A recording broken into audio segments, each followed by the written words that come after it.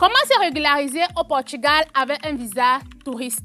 Aujourd'hui, le Portugal accueille plusieurs personnes par mois, par jour ou alors par année. Il y a des millions et des millions de visiteurs qui visitent le Portugal chaque jour. Et parmi ces visiteurs, il y a certaines personnes qui veulent rester. La plupart, ce sont des Afro-descendants ou alors les pays de l'Asie. Donc, lorsque vous arrivez, comment est-ce que vous pouvez faire pour vous régulariser au Portugal si vous êtes un Afro-descendant ou alors un Asiatique?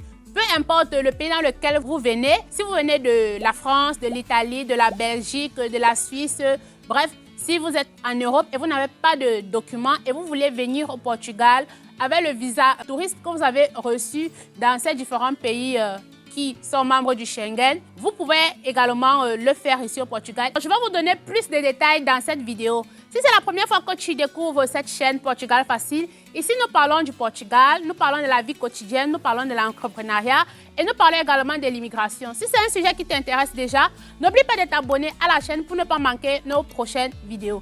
Allez, après le générique.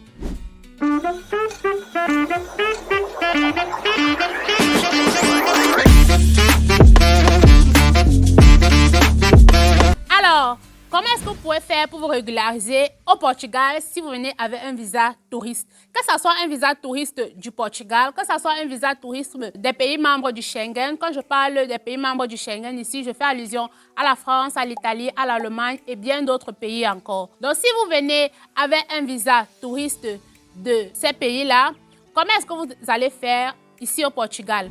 La première des choses, vous devez vous rassurer que vous allez entamer les procédures administratives avant l'expiration de votre visa. Et comment est-ce que vous allez procéder? Une fois que vous êtes sur le territoire portugais, la première des choses, vous devez tout faire pour avoir votre numéro d'identification fiscale, encore appelé NIF.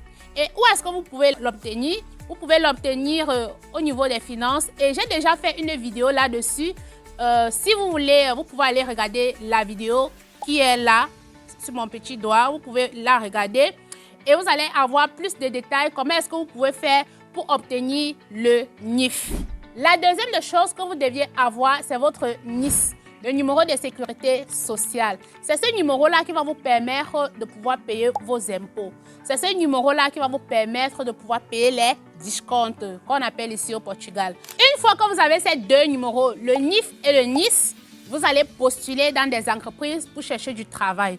Et une fois que vous trouvez le travail, on va vous faire un contrat de travail. Avec ce contrat de travail, vous allez réunir la documentation qu'il faut pour faire une demande de carte de séjour au niveau de l'immigration, encore appelée AIMA. Donc, une fois que vous avez obtenu tous ces documents, c'est-à-dire le NIF, le NIS, le contrat, vous avez d'autres documents que vous devez compléter sur votre dossier. Donc, alors, je ferai une autre vidéo explicative pour vous donner les autres documents qu'il vous faut pour compléter, pour faire votre demande de carte de séjour. Donc, si cela vous intéresse, les amis, mettez en commentaire si vous êtes intéressé par la documentation qu'il faut compléter pour faire une demande de carte de séjour. Voilà, en grosso modo, comment est-ce que vous pouvez faire pour vous régulariser. Il est à noter ici que vous allez travailler et après un certain nombre de mois, généralement entre 8 et 12 mois, vous allez faire une demande à l'immigration et l'immigration va vous envoyer des mails. Vous allez remplir avec des coordonnées et tout ce qui va avec et vous allez obtenir votre rendez-vous. Une fois que vous avez obtenu le rendez-vous, vous allez aller déposer votre dossier, vous allez mettre les empreintes et on va vous prendre une photo. Vous allez patienter pour un délai maximum de 3 mois, c'est-à-dire 90 jours, et vous aurez votre carte de séjour. Donc, si c'est la première fois déjà que tu tombes sur cette vidéo à travers cette chaîne, ici nous parlons du Portugal, nous parlons de l'immigration et nous parlons de la vie quotidienne. Si tu as besoin d'immigrer pour le Portugal, c'est une chaîne que tu dois absolument suivre. C'est une chaîne que tu dois absolument écouter. Donc, si tu n'es pas encore abonné, abonne-toi pour ne pas manquer nos prochaines vidéos. Et on se voit à très bientôt.